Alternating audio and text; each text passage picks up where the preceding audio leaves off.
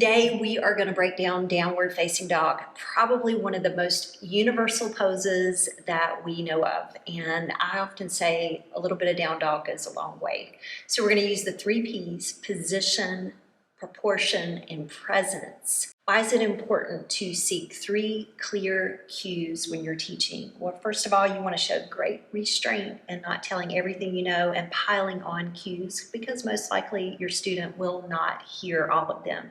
So we want to get clear, precise, and give them exactly what they need to position them, to get them proportionally in the shape of the pose, and to presence them in the shape and the experience. There are many benefits to downward facing dog, and so many that makes it such an all-inclusive posture that you really could practice every day. So it elongates the spine, releases the hamstrings, engages the front side of your body, elongates the back side of the body, not to mention serves as a nice inversion to create some traction for your spine, to release that stickiness that we find in our spine when we've done repetitive patterns of movement and behavior. So downward facing dog is your go-to pose, and let's break it down. Let's explore downward facing dog now through the lens of accessibility and mobility within 3 variations.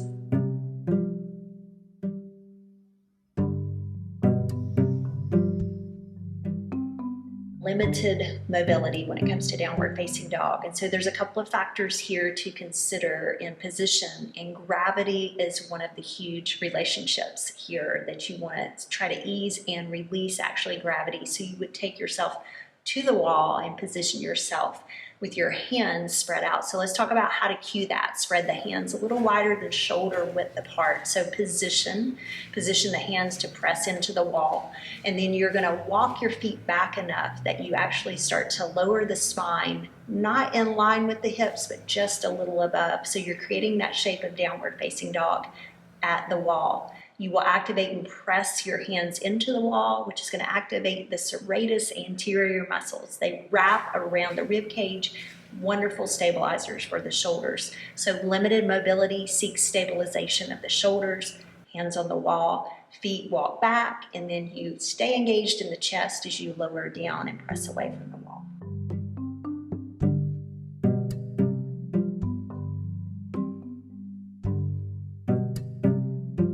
Beginners.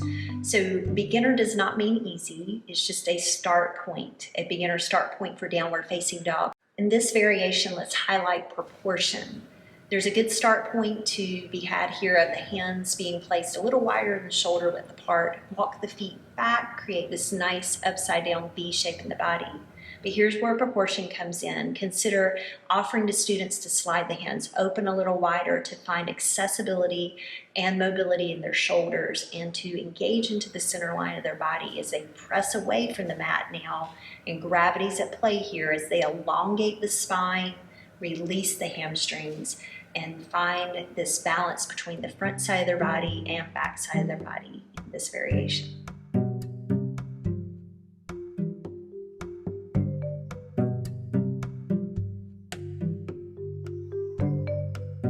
So we've got position, we've got proportion. Now we want to access presence within the shape. Now this comes from the awareness of having found stability in the shoulders in downward facing dog, that integration into the strong center line of your body, and that elongating of the spine and the releasing of the hamstrings that really gives us that balance of effort and ease that yoga wants to teach us, and what it wants, the practice wants to provide for us in the shape. So we presence ourselves with understanding and noticing how we're breathing in the shape. Are we still in stability?